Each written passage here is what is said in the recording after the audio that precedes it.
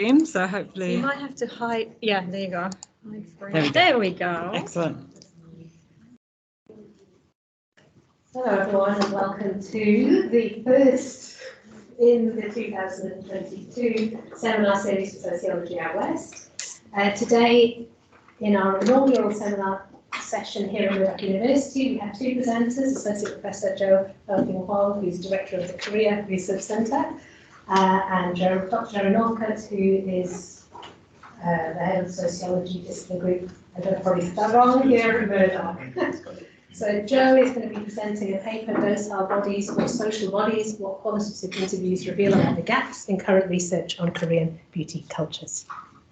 Thank you, and I'll try not to go over 20 minutes. So I don't have super exciting slides today.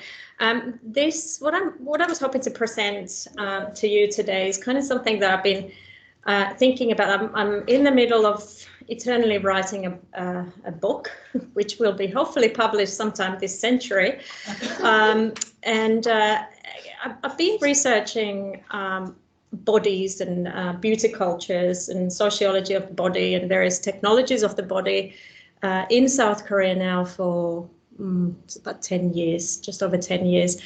I'm really glad I didn't write the book at the beginning. I'm really glad I didn't just jump in when the whole idea of kind of, oh, why is everybody presumably doing cosmetic surgery in Korea, when that became kind of a huge moral panic in international media and so forth. When I thought I had all the answers, and I'm so glad it's taken this long, because I feel like I'm finally getting my head round it. Very slowly and still have no full answers. So I just really want to challenge a few things today, that kind of assumptions about the kind of body pedagogics in Korea, and also kind of why people, or whether it's even worth asking why people are doing things like cosmetic surgery in Korea. So my main research interest of most of the things that I do focus on understanding sociology of the body in Korea. But I'm actually less and less interested in asking why, the why question, because I'm been doing a lot of qualitative interviews with very kind of fringe groups of people, not your kind of sort of university students who are quite easy to recruit, because you can just pull a favor with your fellow professor and say, hey, give me a few students and let's talk about their beauty practice. But I've kind of chosen to do interviews with groups of people who are quite difficult to get at. So I've talked to elderly Korean women. I've talked to middle-aged Korean men. That was the hardest group to recruit for. And there's been actually very few qualitative studies in Korea done with, if not, well, there's one other study that's come after my study on elderly Korean women in Korea. And of course, I work in Korean language as well. And so the recruitment of this particular group, particularly the middle-aged Korean men, was tricky, because Koreans don't like to typically talk to people they don't know about very personal things. And I mean, you and I could be a little bit awkward to talk about, sort of like, so what do you do with your body in the morning? And it was made all the more kind of awkward by the fact that, here I am, this blonde, Scandi, Korean-speaking random person. And so it took quite a lot of, the recruitment process in itself was a bit of a study in itself. But at the same time, it just means that I feel like I've talked to groups that haven't been talked to before. So I can find a lot of studies that are heavily quantitative. Korean scholars are very good at doing large scale quantitative studies. They're like probably the best in the world in doing that. But Koreans don't like to talk face to face, right? So I feel like by being a dumb foreigner who just stumbles across I have kind of like an excuse to ask stupid questions, and it's been really helpful. So I'm increasingly then, as I'm talking to these different groups, I'm doing a thing at the moment about mask wearing and COVID beauty, call it COVID beauty, and like what's that all about?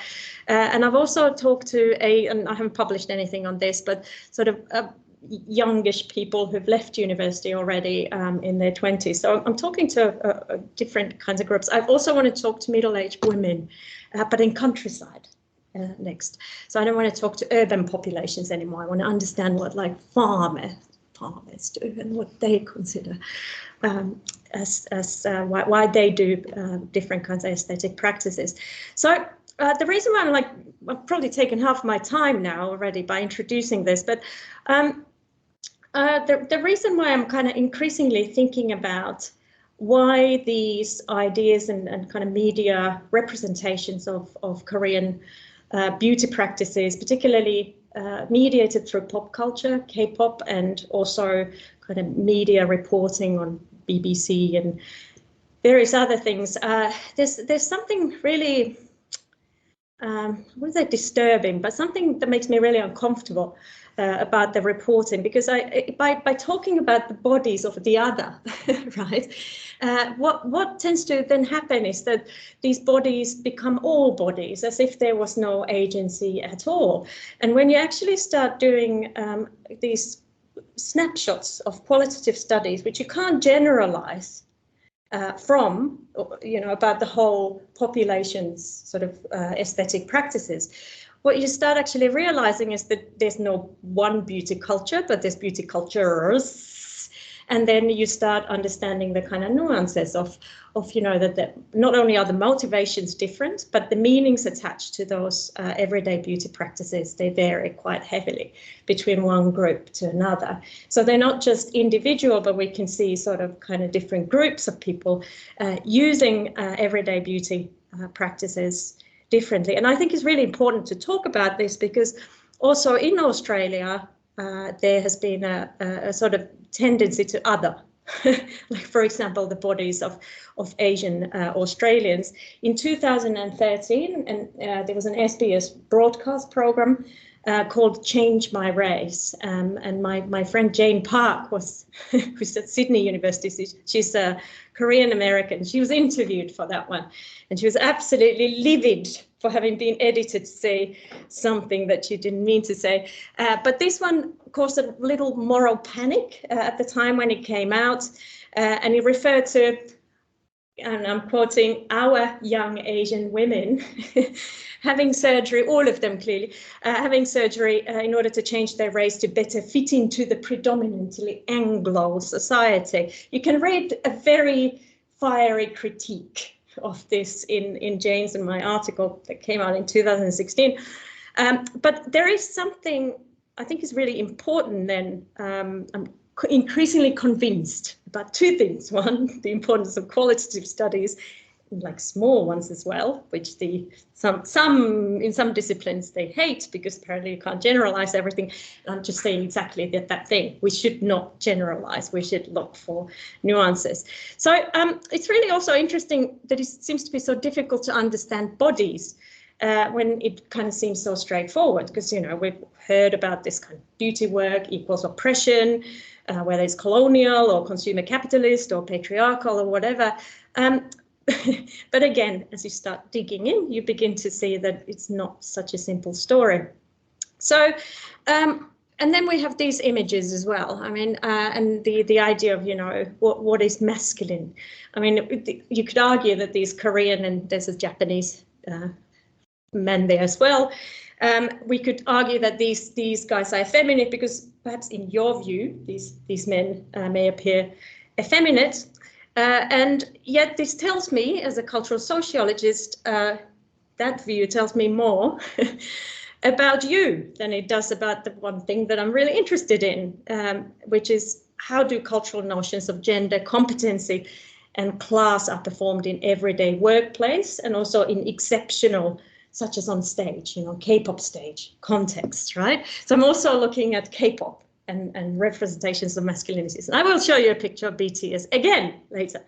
So, and I'm also interested in how does this then help us as researchers and sometimes even activists. Like in Korea, there's a big feminist movement happening that you may not have heard of, and a big kind of also a backlash against feminists. It's quite it's very vocal, and it's very in your face what's happening there. But and I'm hoping that in one part, I'm not going to suggest anyone in a different country what they should be doing, but I'm hoping that maybe this research will find its way to the right hands one day, and they can do, people can do what they want to do with it. So I'm really interested in kind of how do we also speak against or write against kind of simplified ideas about embodied and gendered practices, as being just simply damaging rather than also agentic, or both. How do we deal with that, right? So that's why I'm kind of suggesting that if we generalize a whole population simultaneously as all body, we paradoxically reduce these individuals in society into disembodied social subjects. So, and this I find especially typical when we're looking at bodies that are not white bodies, right? And then there's also another thing that's really grating me lately, and I'd be interested in hearing your views on what you think of this. There's another one, a very sort of simplistic explanation to thinking about why people might engage with various different kinds of biomedical aesthetic technologies of the body in places like Korea, which is very, sort of urban, and there's a lot of easy access to technologies of the body, and quite well priced as well. And there's an explanation, like this really sweeping explanation, which is it's all about Confucianism. And nowadays I kind of sort of get a little twitch when people say that. And it's this idea that there's some kind of neo-Confucian influence collectivism that is used to explain why in Korea individuals appear to be almost like predisposed to be somehow unable to resist these kinds of disciplinary discourses that produce docile bodies. So you really, if you just Google cosmetic surgery in Korea, this is what you'll get. It'll just hit you in the face. And there is a kind of, and there's also this insistence that it's westernization of Korean bodies. And this, of course, is just incredible, because if you know anything about Confucianism, you immediately know that this is very lazy kind of cultural generalization. And, because in Confucianism itself, there was this notion of 신체팔구, which means that you shouldn't really tamper with your body anyway, right? So to blame poor old Confucius for this as well, I find it also a little bit tiring. So I'm also then thinking about how what this has got to do with the westernized gaze. I actually went to hairdressers and I said, make me this. This is a true story. I used this slide in my pop culture in Asia unit, and the hairdresser said, "Oh, I'm not so sure about this. Are you sure?" And I said, "Yes, make me Japanese." And she looked at me confused, right? So I asked my students, is this Jo Japanizing her body? And it produces really interesting answers. And the reason, of course, I'm asking this is that why is it that someone has double eyelid surgery and immediately we're talking about westernization of that body, when if that body is a white body, it just can't be deracialized, if such thing, because such thing doesn't exist, right? There is everybody is somehow inauthentic anyway. So it's a sort of kind of thing that I'm also trying to think about and write against when I'm thinking about how diverse, how these diverse groups engage with beauty and body practices. So I'm just going to very quickly run over a couple of things that, if anyone wants to read more about this kind of thing, not about my hair, but about discourse of westernization of Korean bodies, you can have a look at that. So I just very quickly sort of introduce you to a couple of things that what I've actually found, that what alternative sort of explanations and meanings, social meanings have been attached, social cultural meanings have been attached to body practices, these kind of technologies of the body in Korea. So that was my sample for the men. One of the three of the men were too shy to talk to me on their own, so I had to first interview them in a group of three and then separately when they felt that I was safe. And then I spoke with 20 Korean women. The 93-year-old lady, she was absolutely beautiful.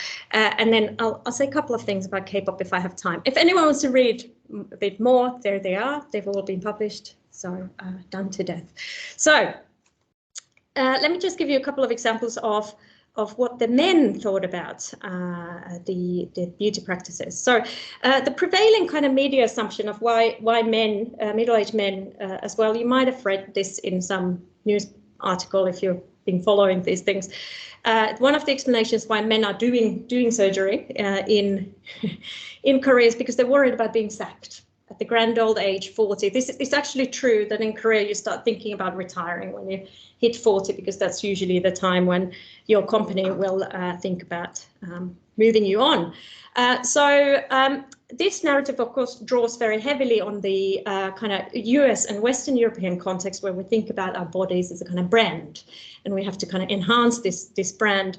But what this kind of thinking and reporting has been completely ignoring is obviously previous studies on corporate cultures in Korea, and the fact that a lot of it is actually about social harmony. It's more about social harmony rather than it is about doing grooming and presenting oneself, particularly with the full head of hair, is really about it's about career prospects, but it's also about looking good for other men. So it's really performed for homosocial gaze. There's also an assumption that men are doing more and more beauty because women are becoming more powerful. It's really this, all of the men that I interviewed, they would say, nah, it's for my superior, it's for my boss. If I look tired, they think I need replacing. And they also all talked of, only one man talked about, participant talked about Confucianism very vaguely, and everybody talked about military cultures, how you learn the way in which you have to present yourself in the military, and that's the most important thing. So that's where you actually learn how to read the room. You go to military, you learn how to do the proper body language, and then when you go to a company, you apply those same pedagogics of how you learn to present yourself in that particular business context. So each company had its own there were very different dress codes, and the idea is that you learn it. And they all talked about it at length once they got started, about how you actually have to learn this this particular culture of presenting yourself, and then you need to sort of perform it adequately in order to do it, but you do it for homosocial gaze. So there's just a couple of examples. I need to move on. The same thing with the elderly Korean women. Interestingly, a lot of the literature that is done in Western, often white context and with Caucasian populations, it's a lot of the existing literature talks about anxiety about getting old and the desire to stay forever young, right? And guilt about letting oneself go. What I found, this was like the most uplifting thing I have done ever, honestly. The women actually talked at length about why they and how they do beauty practices. A lot of them made their own makeup or their own kind of skincare things using honey and cucumber water and all sorts of things. And what they felt that it was for was that after a very long life that you've had, you now have time for self. And so it was actually lovely. A lot of them talked at length, very long interviews, sometimes nearly 2 hours. But they really described the feeling of connecting with your body through beauty work. And there was no anxiety attached to it, except if you went and did surgery and it went wrong. So a lot of them didn't do that. And why was it a problem if you went and did surgery, like, I don't know, facelift or something? They were worried that if you look unnatural, you cause offense to others. So everything that was done in order to present a pleasant self to others. So yes, it's for the gaze of the other, but it's also for me. And the ideal thing is look 5 years younger than you are. Then you've done it, but you don't want to look too young. So they all talked about tagi manjok. I'm doing this for myself, but not in a kind of neoliberal sense. It's more kind of like, okay, I'm touching my body. I have this ritual to get ready. And also it's about respect. So I'm respecting others and performing proper etiquette. And also, if people see me looking good and healthy and sort of everything's under control, they don't worry about me, right? So then it's really it's not so much about anti-aging per se. One of the ladies actually said to me, the reason why I'm doing these kinds of practices is because I don't want to worry my family. If they see me looking old, they might feel sad and their mum will not be around for much longer. So that's why I'm doing it. Of course, you have to take it at face value, no pun intended. But still, there is a lot of that sort of sentiment around. So again, I felt that the kind of anxiety narrative was absent in the narratives of these women, and they were also very good at getting freebies from shops. So hardly any one of them bought anything. So I haven't done much with the other analysis of the other group, but I really want to finish off by talking about K-pop. So how does K-pop fit into this, and K-pop masculinities, which seems to be so effeminate? So I just want to finish off again with the idea of when we go into and looking at the kind of media gaze, and where do these bodies fit into the picture of Korean beauty cultures. They do fit in, but they're not seen as anything to do with everyday beauty at all, or everyday aesthetic practices. So when you ask participants what they think about, say, these K-pop stars, for example, and their ideas, even when you ask younger people, it's very much seen as exceptional stuff that you do for stage. So you have maybe surgery. So a lot of the K-pop stars, they've had various different kinds of treatments, but it's done for the stage, and it's done for the gaze of fandoms, and it evidences also a form of body work that is done for that job specifically. So again, it's very contextualized. Yes, it links to things like fashion trends, of course, because that's part of the job, but it's very much performed for the stage, and it's not something that is done behind the scenes. So when you have so that kind of use of makeup and kind of quite striking appearances is really done for the performance. And also one of the interesting things is if you actually ask global fandoms about how they view, for example, these guys here, who you may have seen somewhere. They're called BGS. It's a little known band. They actually feel that these are extremely hyper-masculine bodies, and they're also the movements on stage very much emphasize this sort of strong hip-hop stroke commercial jazz stroke sort of contemporary moves, which also often focus on ripping off one's shirt and showing off a six-pack, right? Okay, so I just wanted to really finish off with those few ideas of I guess just to highlight that Korea, just like anywhere else, despite the sort of reputation I guess it has through I think quite one-sided reporting, does actually have quite varied sort of beauty cultures, just like we find anywhere else in the world.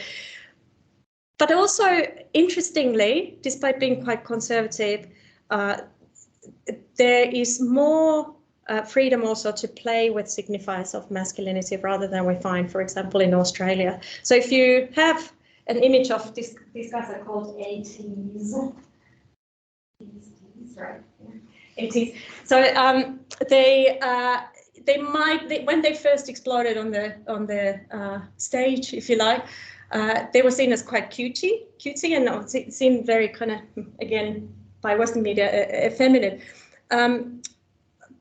But there is very rarely then any kind of connection to asking what might their sexual identity be. So if you're a guy, the assumption is you're heterosexual unless you're being shipped, but then that's fictional. Okay, I can explain what shipped means if anyone wants to know later on. But anyway, I think I'm on.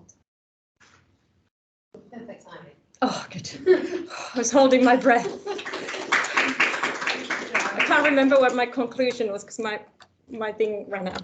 Absolutely perfect timing there, so thanks for stopping. And we've got about 10 minutes now for questions. I'm going to try and log in here so that I can see if we I was have going any to say, if we questions. have any questions online, please let I us know. will Kathy. But I think Farida, we can see her face. You can gesture. yeah, that's great. Hey, look at that. It's transcribing everything. Oh my God, it's been transferred. Oh, Teams transcription is amazing for anyone who wants to online. Out of this world. Anyway, that's questions in the room. Anyone? sorry, maybe it was too rambly. Okay, well, I have a That's question. all right. If no one else. Anyone else? Yeah. I am Leonie Stickland here from Murdoch. Not so much a question, but I'm intrigued by the parallels between what I did my research on, which is the all-female musical theatre in Japan, where half of the 400 performers are trained and groomed for years to play ideal masculinity. Yeah. And so, and many of the pictures of them in the fan magazines and that look very much like the K-pop idol. So there seems to be a moving towards the center to a kind of idealized idol that is neither male nor female, but has the attractiveness of both. Yeah, the idol aesthetic, the original one, dare I say, was heavily influenced by J-pop. And J-pop, the idol in Japan. It has, of course, changed quite a lot, and in Korea in particular, there's been really heavy focus on the physique since 2000, so there is a lot of what they call chocolate abs. And the Rain, who was kind of a famous guy, he would always have also this one bit in his performance where you would actually literally have like shower, like a rain, and then he'd rip his shirt off and the buttons go flying, amazing, and then you have this amazing thing. And of course, there's actually a reason why I put these two pictures. So they do soft and hard. So when we're talking about K-pop masculinity, it's a really kind of soft, hard aesthetic. So it's sort of like, okay, I can be non-threatening, and you can imagine me as an ideal boyfriend, whether male or female, because of course there's a massive following now in particularly kind of Japanese queer communities of K-pop masculinity, which is seen as a really kind of a comfy. But then you also have this sort of hard kind of masculinity.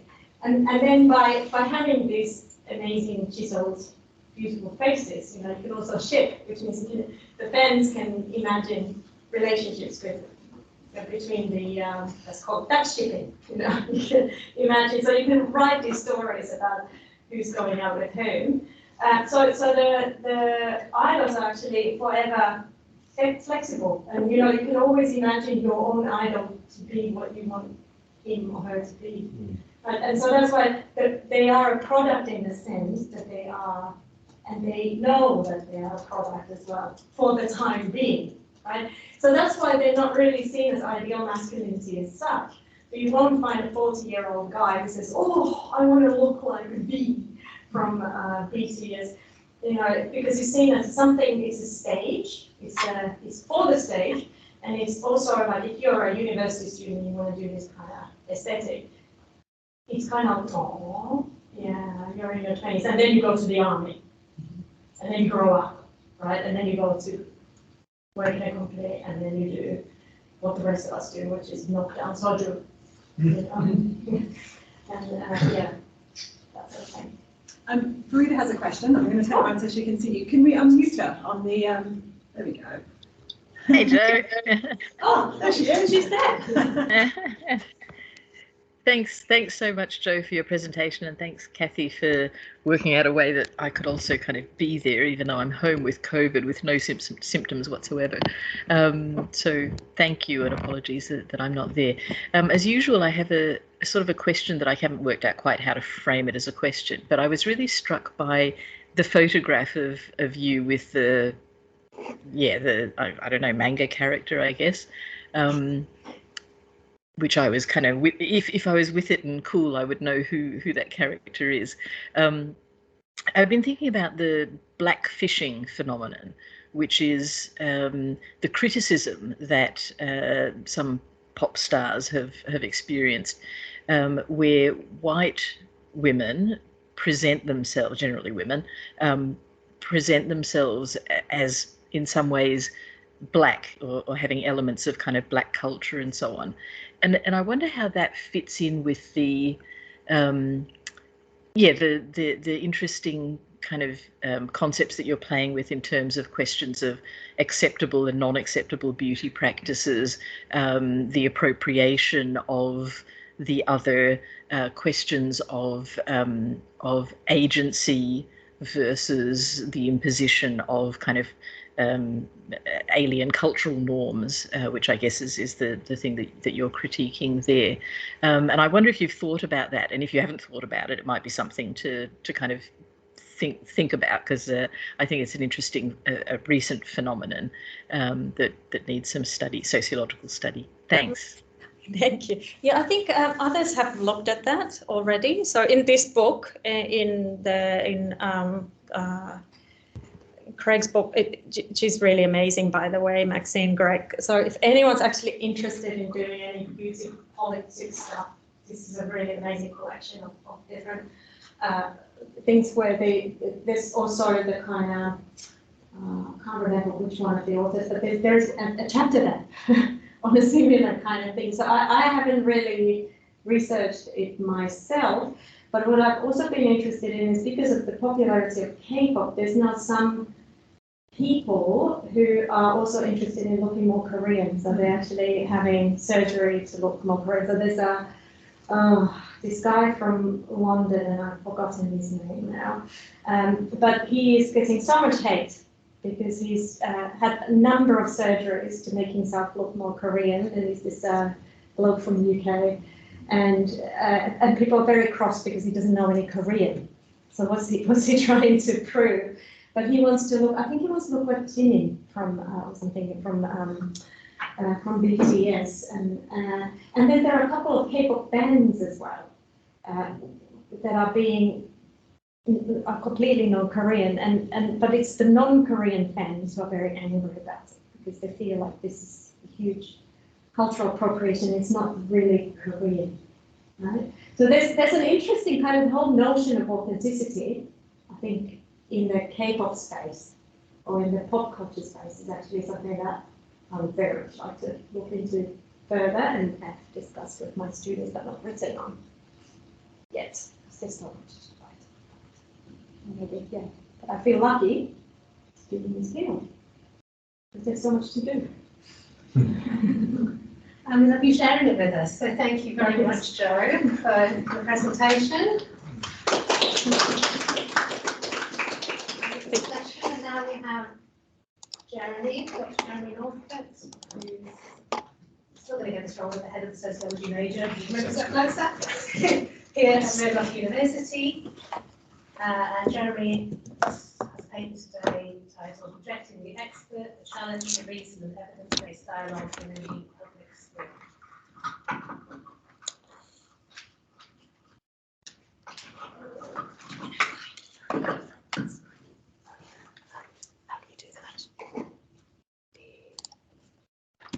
Thank you very much. Hello, everyone. So what I want to talk about today, I'll give a bit of a background here. is a little bit about my research on the paranormal debates, which has kind of led to my interest in how these sort of, and one of the focus for that study was conspiracy theories and the rejection of authority, which was quite a prominent part of that scene, where lay enthusiasts, if you like, were believing that the experts had got it wrong and the authorities are hiding information from everything on UFOs to you name it. And what I want to look at is how that's kind of proliferated out to wider society, as we see conspiracy theories pretty much everywhere these days, and no less during the COVID pandemic, and you know, everything from Trump to you name it. There's a lot of feeling out there amongst the public that not only are the state covering things up, but experts are probably part of this as well, and that people themselves should be increasingly taking on this role of deciding what is and what is not fact or fiction. Now, one of the things I did in that study too was sort of look at it in terms of Jürgen Habermas's ideas of democratization. And I'll explain a little bit about that as we go through it. But what I want to do is kind of look at the current situation with what Habermas might call an expanding public sphere, and see how much that actually conforms to some of the ideas that Habermas had about how that should progress. And noting too that Habermas is probably what we would say is a social philosopher, in that he's not only and probably not as interested in what is happening, but what should be happening as a kind of ideal state, if you like, very much in the tradition of those Enlightenment philosophers working out what is the best society, what is the good society, something that's been an issue since Plato and the Republic. And lastly, I just want to touch on what position should academics take on these matters, given that, you know, academics are, you know, recognized as experts, and in some ways this does present a challenge to academia, but on the other hand, some of these are very exciting sociological developments that are happening and maybe in some ways should be supported. So my book, Paranormal and the Politics of Truth, that was based on PhD research that I undertook here at Murdoch all those years ago, looked at debates between paranormal enthusiasts, Christian fundamentalists and skeptics. And I was really interested in not merely the disputes and differences between them, but the commonalities as well. And certainly there's certain discourses that are shared, particularly the way that they treated each other as a moral threat and very much demonized the others in various ways. But of course, there were fundamental differences as well. And the differences were not only between the groups, but within the groups. So, for example, paranormal enthusiasts would have a range of positions and approaches to how they approach the understanding the paranormal, ranging from, you know, kind of, I guess you'd call it a scientific approach, or what might be called a lay scientific approach, since it was probably more looser than the kinds of criteria that scientists might approach these things with, to the spectrum of, at the other end, very new age type spiritual beliefs that we can, for example, gather information through psychic understandings and a whole pile of experiential things that really the more scientific oriented enthusiasts couldn't relate to at all. So there was these quite pronounced paradigm differences in the way they not only understand the universe, but how they believe that knowledge should be constructed. But what I saw it was as part of this growing dissatisfaction with scientific experts, and an attempt by lay people to take on the role of truth making and determining what is real and not real. And in the final chapter, I did look at whether Habermas's ideas of democratization might sort of make sense of some of what was going on. Before I get into that, we'll just give a quick run through of Habermas's key ideas. So a German philosopher, his main ideas have been around public participation, what he calls the public sphere, which is basically the discussion that takes place amongst the general public. And what he wants to understand is the potential for that to develop into a form of deliberative democracy. And in other words, the people themselves could directly, direct democracy could directly contribute to policy formation, social understandings of different things, as well as scientific as well, so that it's not any more restricted to the technocrats, as he referred to them, the ones who hold the so-called secret knowledge or the expertise, which is always a little bit beyond the public. And he based this pretty much on his regard for the intellectual circles of the 18th century Paris salons, and also the key role they played in the French Revolution, and saw this as a kind of an ideal model, if you like, for how this could be extended to the masses. The kind of discussion he had in mind, though, is what he called communicative action. This is reason-based discussion, and he contrasts it with strategic action, that is action aimed at power or influence over people. So he's pretty much talking about persuasion through a reason-based process. And in fact, he refers to it as the unforced force of the better argument holds the day. It's very much a consensus-based system as well. The notion that, and this is quite a problematic assertion, we'll get to some of the critiques of Habermas in a bit, but the notion that a reason-based discussion will lend itself to reaching consensus. And I think that's one of the things we'll need to talk about whether that is actually what normally happens. He has a set of rules of principles which are called the ideal speech situation. I won't go through them, but basically it's a very open manner of discussion in which everyone's allowed to contribute, everyone is respected, and there's no coercion involved, obviously. Now, what he says is that the public sphere as it currently is doesn't take this form. It's dominated by the mass media and the experts. And I mean, if we go back to the ideas of Max Weber, the idea is very much that society would move to this rational legal authority, and that the way that we've done it in our society is we've understood the legal system as consisting of judges who are experts in their field.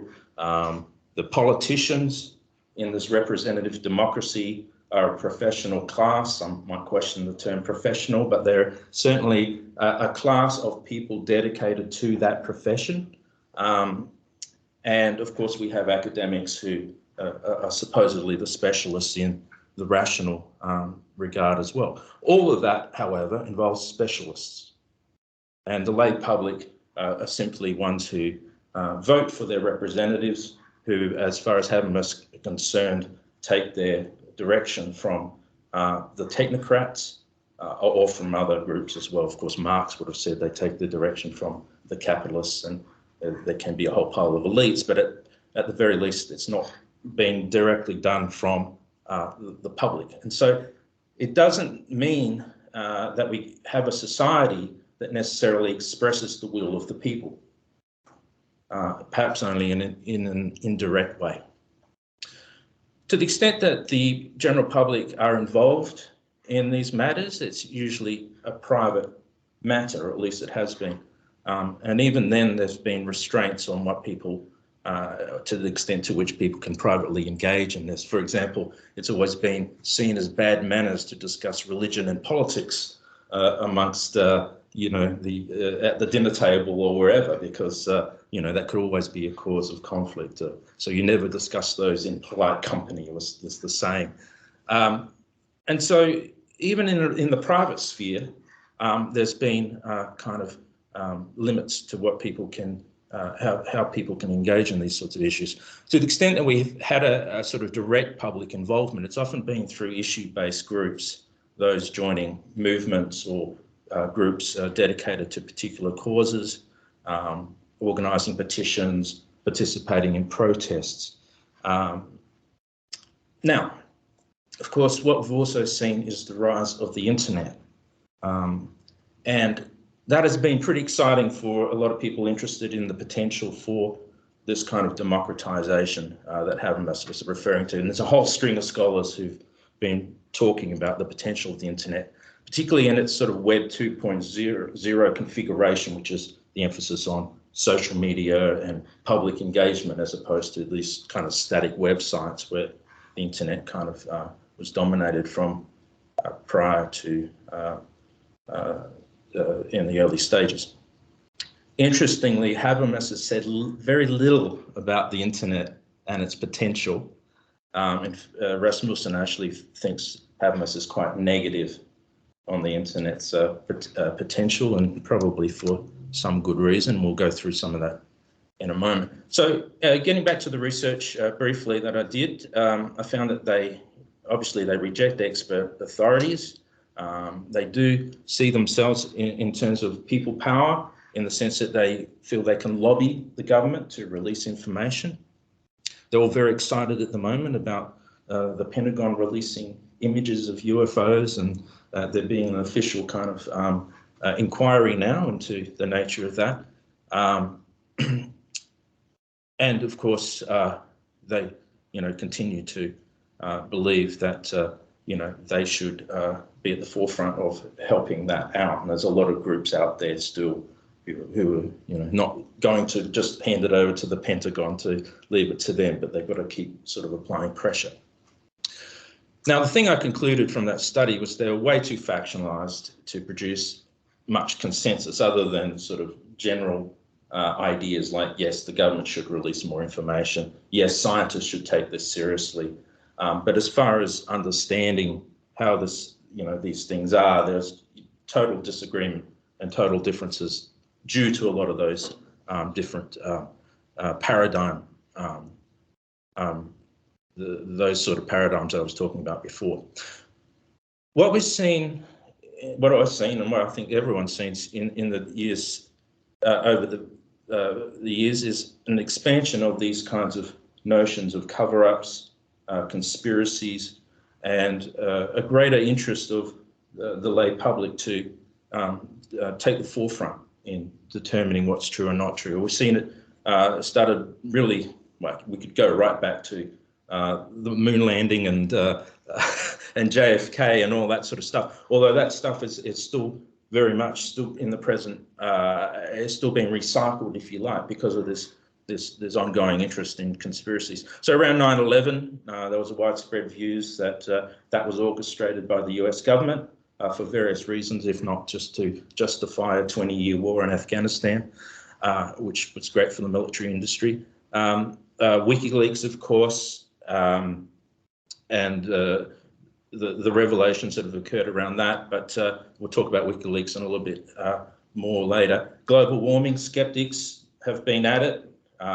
It doesn't matter that 99% of scientists say it's human-induced. Somehow the lay public knows more than that and says, well, no, that's... and I have to say, too, even from those who have been global warming advocates, they've seen skeptics as being part of the conspiracy to maintain the sort of power of the fossil fuel industries and so on. So it goes both ways. I don't want to just say it's just on one side. And of course, the anti-vax movement, it already was gaining pace over the vaccines the kids were getting. And of course, with COVID, it shot through the roof as far as the conspiracy theories that were going around. What we see is these debates over these issues, they're highly factionalized, highly ideological, and there's not much depth into the discussions and the issues. It really does fall into strategic action, as Habermas would refer to it pretty quickly. Now, all of this too has coincided with the rise of the internet, particularly the Web 2.0 era. So I want to talk through some of the challenges that are associated with what we're seeing and just looking at it in terms of whether it kind of fits Habermas's ideals. I think one of the challenges with Web 2.0 is that what we're seeing really is the emergence of charismatic authorities as authorities. And, you know, if we recall Weber's idea that there was kind of this inevitable shift taking place from traditional authority to rational legal authority, and he didn't really have much to say about charismatic authority. It was almost, you know, like a sideshow for what was the real issue that was going on. I think we're seeing a shift back to charismatic authorities taking a larger role, and it's not just in the nature of religion and cults where that sort of stuff is normally covered. It's in the Joe Rogans and the Jordan Petersons and these sort of figures who are attaining some sort of authority by virtue, in a lot of ways, of things that we can't really put a finger on. And that's the thing about charismatic authority. They just sort of have this appeal in the way they come across and the way they sell themselves, which is convincing. The internet is also a very fragmented network, varied information. And of course we know full of inaccurate information. I think one of the key things about the internet too is it's often called a third space. Third space really is a leisure area. The first space being home, second space being work. The third space is the leisure domain. So it's a bit of a Wild West frontier, you know, cyber pirates, trolls. There's a real hacker ethic that's involved with the internet. People don't necessarily want to be regulated or disciplined. And we often think of reason-based discussion as quite a disciplined activity. And it often, you know, as academics, we've spent years trying to, you know, not be too flamboyant in the way that we make our points, so we have to be careful, and it is quite a disciplined activity. Not the sort of thing that people necessarily want to engage in during their leisure time. And of course, the other problem with the internet too is there's still segments of the population that remain marginalised from it. So as a platform for the kind of democratisation that Habermas is seeking, there are challenges. And that's not to say that there's not a potential for that. But perhaps they have to be dedicated forums, and perhaps they have to be regulated to some extent, which of course goes against Habermas's notion that everyone should be able to participate. The other problem that I'm seeing out there is the way that the factionalism seems to take place on ideological foundations, and we've seen that in the COVID-19 era too. It's not just about whether you want to wear a mask or not, because it's uncomfortable. No, it reaches to the heart of issues about the person's rights and liberty and, resistance against state overreach and all these things. And it's no surprise that we saw them, those sort of ideological positions much stronger in the United States, where those sorts of views, libertarian values and so on, are much more extreme. The other thing too is that reasoned discussion is not straightforward or consensus-based, even amongst academics. You know, we often can't agree with each other, or we often have different ways of looking at things, and that's even though we kind of subscribe to reason and some of us to evidence as a basis for, making a point that we might perceive to be valid. And that takes a lot of training and concentration, and even then we can't agree. So there is a question about how far can reason go to achieving the type of consensus in this kind of open manner that Habermas is talking about. And certainly there's a lot of people who disagree with Habermas as an example. And I'll get back to that in a moment too. The thing about ideological differences is they tend to be associated with moral crusades.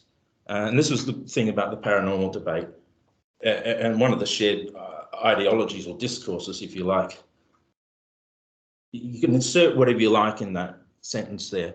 Such and such will ruin the country, they will ruin the world, and they will take away our rights. You could put Republican in there, you could put Democrat in there, you could put anyone you want in there. And in the paranormal debate, If you didn't take aliens seriously, then you were leading the Earth to its destruction, or you weren't taking advantage of the enlightened beings that could educate us. If you took aliens seriously from skeptics' point of view, you were leading to this kind of world of irrationality that would end up in anarchy. If we've got to train people to think correctly, that was their important mission. Of course, Christian fundamentalists said, if you believe in aliens and all that, you're really supporting the devil. And all of them are cast within this kind of framework. And we're seeing the same sort of thing again in COVID as well. If we allow people to tell us what to do, wear masks, whatever, then the next thing is we're going to be a communist state and we're not going to have any rights at all, and that's going to be the end of it. The ideological differences are incredibly difficult to overcome. And that's even amongst academics as well. I had plenty of discussions with academics, and my God, leading up to the election, the positions became very overt, and you see these very dramatic notions that, oh no, if the Liberals get back in, oh, that's it, and again, you could put that right in that sentence there. The other problem is knowledge, and it really comes into the issue of the rejection of knowledge. Habermas is a phenomenologist, so he believes that we can agree on the basis of a shared life world. All right. The problem is some of the big problems we face in the world, climate change, pandemics, they're outside our field of experience. We rely on experts to accept that there's something going on and how to act. I don't personally know about climate change. I couldn't explain to you how climate change occurs. I don't have that expertise. I'm not sure if anyone really can, who's not a scientist, would be able to explain those sorts of things. I can't really explain the aspects of COVID-19 and how it works as a virus, and that. I have general understanding, but I have faith in the experts. And one of the reasons is, even if I consider myself an expert in a certain field, I can't know about those other fields. And so we all have a certain faith in authorities. And that's not necessarily rational based. It's to do with the way we grow up and our profession ourselves, that we accept people who are like ourselves, have that knowledge in other fields, and so on. It involves a lot of in-depth learning, even for our own fields. If we felt like anyone could just be a sociologist, and we can, certainly everyone's got some basic sociological understanding, which is why we're able to have, interesting conversations with anyone really, family members, whatever, if we can get past the ideologies. But we accept that we have to spend years studying an area to really understand it and be able to speak to our colleagues and write papers on it. And so you wonder how, in a complex world with people working long hours and all these sorts of things, how they won't have that expertise that we would deem to be important before you start tackling some of these issues. So that's another problem, I think, and it's one that comes to the heart of this rejection of experts. The final issue is that of control, and countries have long depended on being able to control the narrative to reinforce their authority. And we're seeing that being challenged fundamentally by this emerging public sphere. The Arab Spring was triggered by WikiLeaks releases of diplomatic cables in 2010, several revolutions and still ongoing civil wars later. Governments were taking note of that. Julian Assange is currently held in the UK, waiting extradition to the US, where he will most likely face charges under the Espionage Act. And anyone who thinks that the US is going to go easy on him, think again. They certainly have been relentless in making sure that he gets punished and that similar sorts of people don't speak out. And we haven't yet seen anyone step up to try and replace Assange, which kind of indicates that intimidation has worked. We've seen China and Russia increasing their regulation of the internet, no more than in the recent Ukraine scenario, where Russia has completely taken over, if you like, their information sources.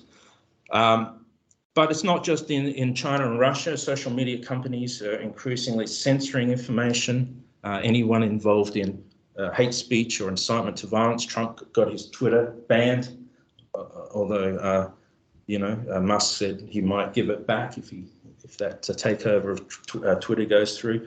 The anti-vaxxers were hit with misinformation warnings on social media. So all of this speaks to the potential danger of, I guess, not just misinformation, which we can understand as academics, but from the other point of power and control, the way that states fear the free flow of information and views that might be contrary to the state's interests. So just wanted some concluding comments. These are challenges that won't be easily overcome if we want to realise something of what Habermas's vision is for this democratised world. And some scholars say it doesn't matter if we don't realise that. Wickham, for example, argues that direct democracy or deliberative democracy will not be beneficial for serving the primary function of the modern sovereign state. His argument is that the primary function of the state is to preserve peace and order in a very Hobbesian manner. It's not to necessarily express the views and will of the public in all its respects. Perhaps as a general social contract it is, but the social contract is that the public want peace and order overall. I think that view is probably it's probably a little bit of tension with the will to represent the people, in the sense that people also would, if they want to go to war, would like to contribute to that decision. So it's not always about peace, but if the government's going to go to war, then it needs to reflect the will of the people to want to go to war, whether that's to protect values or sovereignty or whatever, as also the Ukraine example demonstrates. Others say that the state can function fine without consensus or a sovereign authority. And so May's, for example, his post-structural anarchy perspective says that we can have this kind of a democratization, but without the need for consensus. So as a post-structuralist, he's very open to different views and the, not forcing a consensus if one is not naturally emergent. However, even his view, people share an underlying principle, whether that's liberalism and advanced critical reasoning faculties, for example, the ability to deconstruct different power structures and understand what's going on. Again, that involves understanding and skills on the part of the public that are not currently in full view. A separate but related problem is increasing public rejection of expert authority, which, regardless of whether the public's reaching this ideal of democratization, is something that is happening. And the question is, what should academics do about it? And then is the very asking of this question a symptom of the kind of technocratic elitism that's opposed by Habermas? So I'll leave it there. So I just wanted to broach a few issues. Over to you.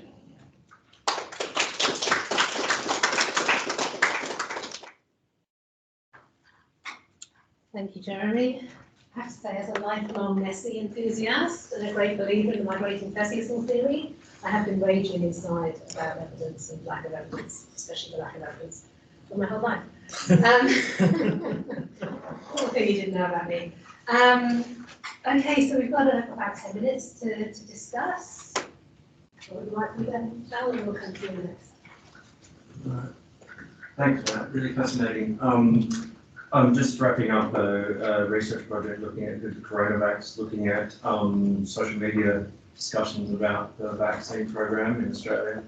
And I can tell you that you're right, the skepticism towards expertise in general is abundant and exacerbated by censorship and control on platforms like Facebook, who shut these conversations down on the basis of you're spreading, this is misinformation you're spreading, and that just absolutely is like a red rag to a bull, and they just go to Signal, they go to Telegram, and they go again.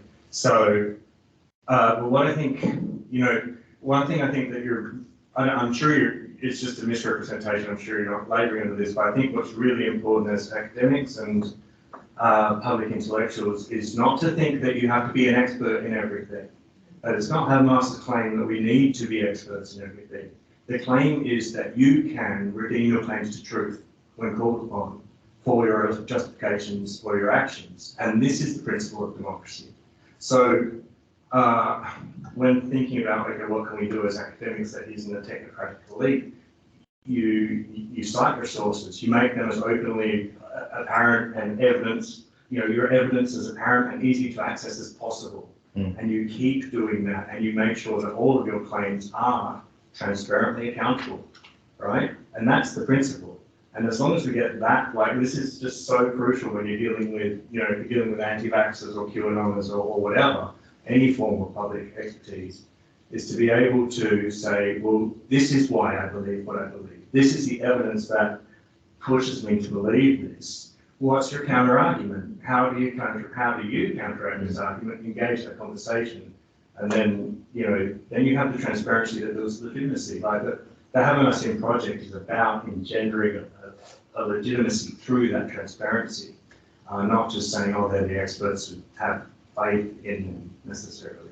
So in terms of how we can avoid, as academics, being technocratic elites, as much like I avoid private spaces that masquerade as public spaces. Academic publishing is one of these. Putting research behind paywalls is a contradiction to what we do as academics, which is research in the public interest. And if I have to say, here's the evidence for my argument, but it's sitting behind a paywall, that's the problem. And again, it's just like the kind of segmenting away of the public that happens when Facebook stops anti-vaxxers from participating. That's your problem. Yeah, so, I think sorry, probably more of a comment. No. But there's some good points that are raised there, and I think very much academia has been set up as an elite enterprise, and just the notion of paywalls behind our journal articles is a really good point about that. Obviously, we're seeing more academics doing this kind of what we might call outreach, and getting involved in blogs and partaking in these sort of debates. There hasn't been enough of it. And as a result of that, there is sort of a vacuum and a space that's been permitted for some academics like Jordan Peterson and so on to take up that kind of role, when really we should be encouraged. I mean, we should be getting workload for having a web page or for participating in these sorts of public discussions. But the sort of public mission of universities is still quite devalued, other than getting grant money from a community group or an industry group or whatever. So yeah, absolutely, and I think that kind of getting more involved, leading by example, and setting up the kind of forums that I don't think they're ever going to be, hey, let's just let anyone in here, hackers and trolls and whatever else. But we could certainly set up more civil forums. I mean, the ideal, I think, is really the sort of classrooms you have when the students. We have great discussions. It's probably a power structure involved in that, and that everyone's trying to impress the lecturer or the tutor and trying to come up with the right answer. But it's certainly, I think there are ways to do it in the way, and I think definitely the point that if we just say, oh no, let's just try and maintain our power as an elite to the extent that we do that. But yeah, I don't think that's going to be getting us anywhere in this kind of new world that we're dealing with here. And it certainly won't help move anything forward. So I think some of those points are really important that you make. Yeah.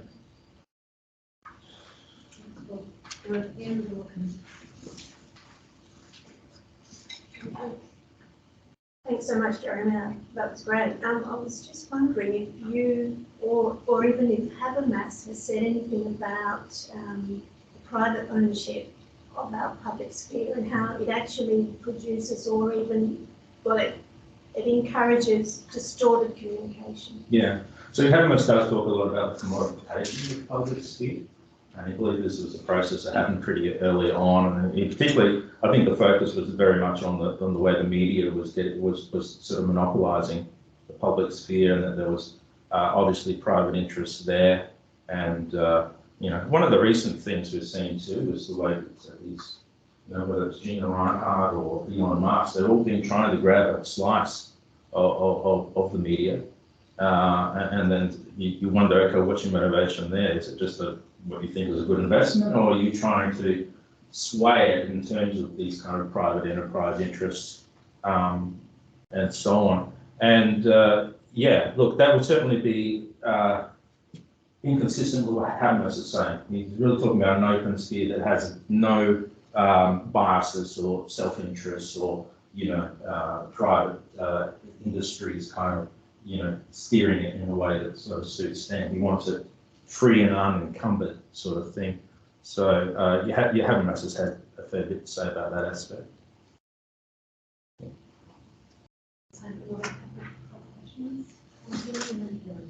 I've noticed with some government departments, their need to control, to manufacture, to massage the message that fits within the ideology of the department. Mm. And so when external critiques occur, they become very defensive, cut out those critiques. Yeah. That's been, especially in the area I work, it's just a sort of rejection of expert knowledge or alternative knowledge. It's a sort of, oh, you've got to prove you have X, Y, Z. But if you go outside that official approved pathways, your statements are rejected. Those are your sort of theories. Yeah, I think that's probably related to the issue of the private interests as well. I mean, governments are not that different. And governments have an interest in a certain outcome and a certain support for what they're doing. I mean, they don't want to do a program and have people say, no, that's rubbish, start again. They want to justify the positions, they want to be consistent with the government of the day's policies, and they want to shape the narrative as much as the states do and as much as private companies do. So again, I mean, that Habermas would say, let's not let the government or state get involved in this public sphere because they're going to steer it in a way that suits their own interests rather than being an expression of the will of the people. So yeah, it's not just an issue of the private industry, it's also an issue of the state being involved as well, and he wants to keep that space free. A lot of people say the internet does offer that potential, and certainly the hacker ethic, if you like, has been pushing back against state interference, state censorship, and all this stuff. At the same time, there are problems in just having a whole Wild West unregulated sphere. Probably itself doesn't lend itself well to the kind of rational dialogue that Habermas has in mind. So what is the balance? What is the trade-off? I don't know. Yeah.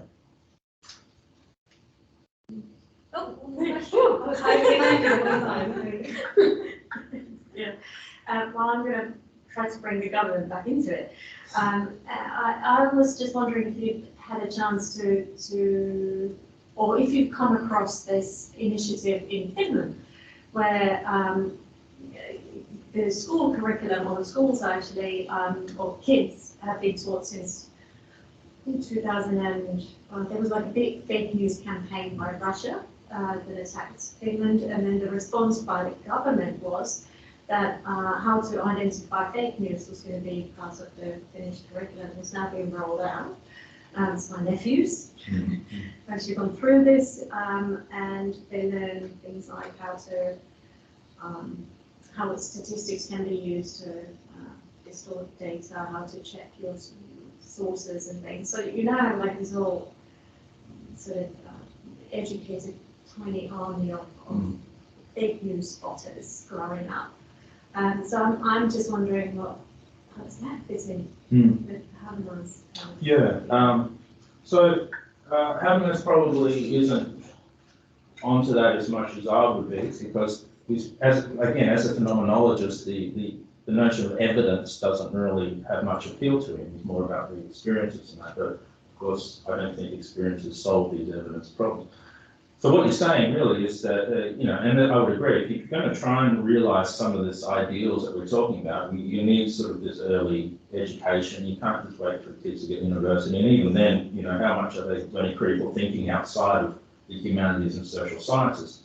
I mean, their critical thinking is limited to a particular technicality and not necessarily ready for the wide world of all the complex issues out there and how we tackle social issues and all that. I don't know how much an engineering student really develops that ability. So, if we were to think about it from that way, early education and so on. But of course, what you're getting is the pushback from, if we go part of our education is making people aware of race. and oppression and all those issues. Then you get the kickback from the right saying, oh no, we're brainwashing our children, you know, and that's the argument, that's the ideological thing that's been taking place. What would the Russians say about the education for the Finnish? They would say you're brainwashing the kids, you know, against Russia, and it's racist against Russia and all that. I'm sure they do, you know. Specifically, it's not about Russia, it's about the techniques of how, like, it's not about an issue, it's using various different examples. What I'm saying is, even if you're objective about an issue and it doesn't agree with the other ideologues, you are effectively brainwashing. Even if, from our point of view, we are doing open-minded inquiry and coming to a rational conclusion here. What I'm saying is, whatever position you have is going to always be opposed by someone who's got an agenda. And so if you open up everything to every ideologue out there, you know, who can easily switch to strategic action and try and start closing down the debate because the narrative is going against them, then you've got a problem. And I don't know how to overcome that situation. But I certainly agree with you as an academic rationalist, whatever, yeah, we need to like educate our kids more and earlier, and if we want to try and reach these kind of ideals. It won't be without controversy, that's all I'm saying. I have one very last quick technical question, because it's 6:30 and we're kind of at time. Sorry. Thanks, Jeremy, that was very interesting. I just had a question about if you came across anything in your research about the recent Philippines election, because Marcos, as you know, son of Ferdinand Marcos, has recently won the Philippine election, and apparently he was able to mobilize social media platforms. Yeah. So I was wondering how you, and that's very recent. Yeah. Yeah, can you tell us something? Yeah. So Bong won the election. Huge social media. So I was following that close. I have a lot of Filipino friends, and the moral crusade aspect was very much part of that, particularly from the opposition, saying, how can we vote for someone who was the son of the dictator? Where is this heading? And then, how come he became? There was kind of a charismatic aspect to the way that the supporters of Bong kind of put him up there, and I think that in a way ties to it. Almost an admiration for the Marcos regime that we from the West can't understand. We're going, how you wanted to run away from that kind of person and anyone who related to that person. But there was kind of this almost charismatic authority that Ferdinand Marcos held that kind of carried through to this kind of support for Bong. So there was a lot involved there. The debates were not really that reason-based, you couldn't really have a discussion. People are either pro-Bong or anti-Bong. Yeah. I know Bong's a strange name, but that's his name. That's actually his name. I'm not making fun of it. So you didn't really see any of these ideals at work in the lead up to that election. How much we saw them at work in the lead up to our own election. And that's just the thing. I mean, a lot of these forums don't lend themselves to in-depth discussion. They're quick one-liners. People want to be funny. People want to get a hit. It's real strategic action that takes place, particularly when we engage in politics, where people feel the stakes are high. So how do we get past that? How do we get past the ideology? How do we get past the emotion? How do we actually discuss issues properly is the challenge. And on that note, thank you, Jeremy. Everyone, thank you, Jeremy, and both our speakers for today. Some other people to thank as well. Thank you, Kathy, for making the digital side of things work. Thank you, Farida. We're so glad you could join us online, having brought this group of people together. Thank you to Carol Warren, who organised the room and the technology and made everything happen here at Murdoch University for this first seminar in the 2022 seminar series for Sociology Out West. For those of you who weren't here at the start, we'll be having a series of seminars over the rest of the year in July and probably September and November, I suspect. So if you have work that you'd like to present to other sociologists, please get in touch with Marina or one of the rest of us, and we'll make it happen. Also, a reminder that the Australian Sociological Association Conference is coming up in November, the first one that's happened in person for 3 years. The call for papers has been extended to next Wednesday, the 1st of June. So if you're thinking of going, and I'll be there, and I'd love to see you all there as well, in Melbourne in November, get your conference abstracts in soon. And Kat Stevens, thank you everyone for coming along to with us today. Especially our presenters. I'm going to stop recording. How do I stop recording? It's on the more. It's got there's a little, that's on there. There we go. Oh, it says have started. Oh, did we not record any of it? No, it said it was being recorded. Are we not doing the dinner? Or? I don't know how to stop forgot it. about that. Can you just leave? Can you just leave? But I was going to say goodbye to Karina first. Okay. How do we? I'll stop recording. There you go. There we go.